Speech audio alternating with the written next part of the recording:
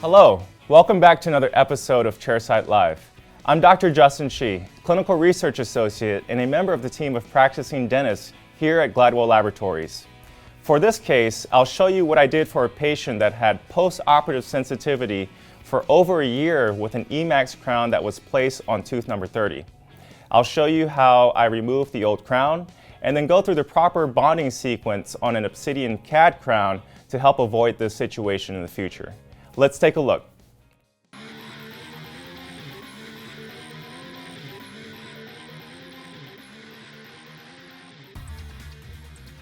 Here our patient presents with a Emax full coverage crown on tooth number 30. And you can see the buccal surface is somewhat under-contoured, but that's not really the reason why we are going to replace this.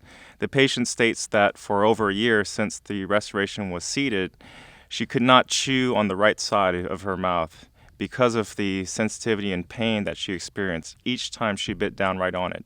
And this is actually quite a common occurrence that I've heard of from situations where a glass ceramic restoration is bonded in, especially. So to remove this Emax restoration, which can certainly be difficult when it's bonded in place, I make depth cuts along the buccal surface and occlusal, and then all the way around to the lingual, ensuring that I carefully prep down to the original preparation, and also make a cross from mesial to distal, connecting all of these grooves. So I use a combination of the Zercator diamond burr and also the razor carbide burr to assist with making cuts on each surface of the restoration.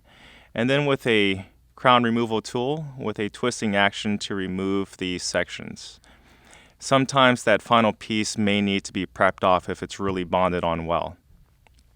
Once the old restoration is removed, I will begin evaluating the prep and see what areas can be improved upon.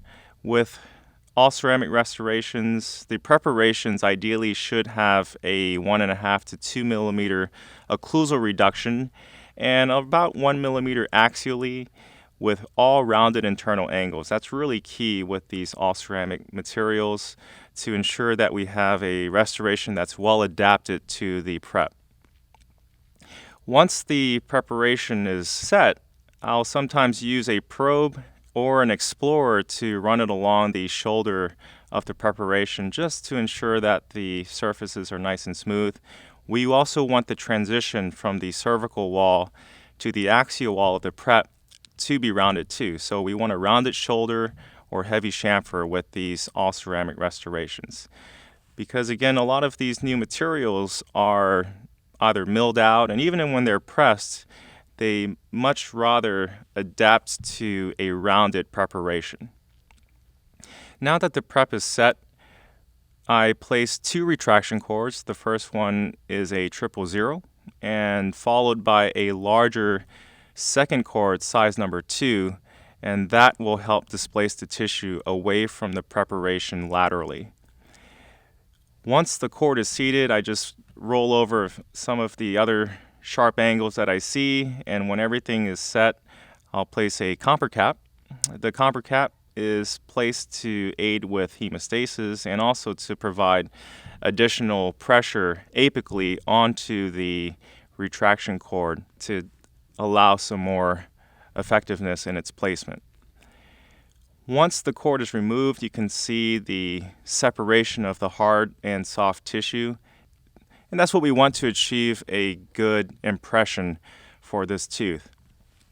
And really for any tooth, we want to not only have a nice preparation, but unless we separate the soft tissue from the tooth, we won't be able to accurately fabricate a good fitting restoration along that marginal finish line. So for this case, I did scan this in with a digital impression system, designed it chairside, and used the TS150 milling system to mill out an Obsidian CAD lithium silicate restoration. The process in the milling cycle took about 12 minutes, and the lithium silicate CAD material does require a crystallization cycle of about 20 minutes.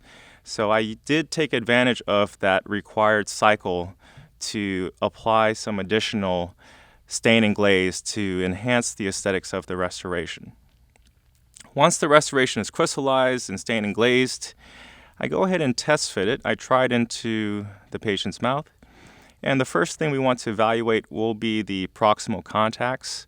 So I'll use some floss to verify that the contact is where we want that to be. And knowing where the contacts are set, knowing that they're not too heavy, then we can evaluate the marginal integrity, the marginal adaptation of this crown to the prep. We want to ensure that the margins are sealed and also that they're flush whenever the transition from the prep to the restoration is checked. We want to verify that that's as smooth as possible. If there's any sort of overhang or over contour, that can certainly affect the gingival health and lead to inflammation. For the restoration itself, we do have to surface treat it with hydrofluoric acid, especially if you do mill this chairside. When it comes to bonding these restorations, a lot of times we can desiccate the tooth by over drying the preparation, and that's what we want to avoid. So to help avoid desiccating the tooth, I will apply an additional desensitizer prior to delivering this restoration. And there are several different desensitizers on the market. In this case, I'm using Gluma, and most of them have a combination of glutaraldehyde and HEMA, which is hydroxyethyl methacrylate. And the combination of the two really helps to rehydrate the tooth, to re-wet it. But also a big key with the combination of glutaraldehyde and HEMA is they will occlude the dental tubules and help slow down or prevent the flow of fluids within the tooth. And also, again, the big part is rehydrating the preparation. So I apply a small drop of this desensitizer to the preparation. And while you do this, you also want to ensure that you avoid getting this solution onto the soft tissue because it can cause some irritation to the gingiva. I allow the desensitizer agent to set on the prep for about a minute to 2 minutes. And once it's set, I don't rinse it off. I go ahead and apply the cement into the restoration and then go ahead and seat it. And that's really key to help avoid these post-op sensitivity situations. In this case, I use 3M's Reliax Unisem and allow that to enter a gel state, and then I'll proceed with the removal of the cement.